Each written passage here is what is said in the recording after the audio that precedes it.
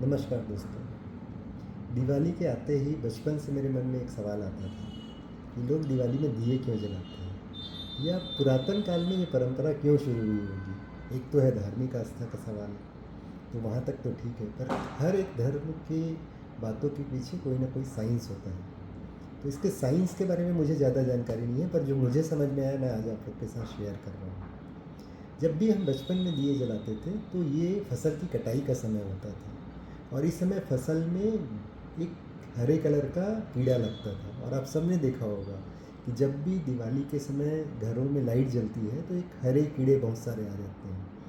वो कीड़े फसल को नुकसान पहुंचा सकते हैं।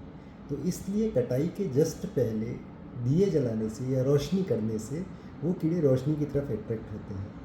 तो वो सारे कीड़े खेत से निकल के गांव की तरफ आते थे और वो दिए के साथ दिए से अट्रैक्ट होते थे। तो ये एक साइंटिफिक रीज़न था जो कि हमारे पूर्वजों ने इसको समझा, और इसलिए इसी काल में इसी समय में दिए जलाने की परंपरा शुरू की उन्होंने, जो कि आज लाइट जलाने की परंपरा के रूप में है। तो दोस्तों, दिवाली मनाइए, आप अच्छे से मनाइए, हर्षोल्लास से मनाइए।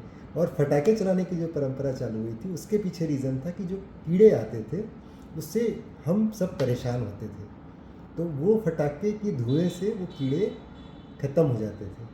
तो इसलिए ये दोनों का कॉम्बिनेशन था कि आप दिए भी जलाएं और फटाके भी जलाएं। तो ये एक साइंटिफिक रीज़न आज आपको शायद समझ में आ गया होगा। और दिवाली अच्छे से मनाएं, खुशी से मनाएं, और ये दिवाली पुनः न केवल आपके जीवन में रोशनी लाने वाली है, उल्लास लाने वाली है, बल्कि उन किसानों के जीवन में भी खुशी, उल्लास और धन धान्य से भरपूर करने की भावना लेके आने वाली है। और इस भावना के साथ आप ये सोचिए कि आपका एक दिया न जाने कितने किसानों के जीवन में रोशनी बिखेरेगा। So happy Diwali.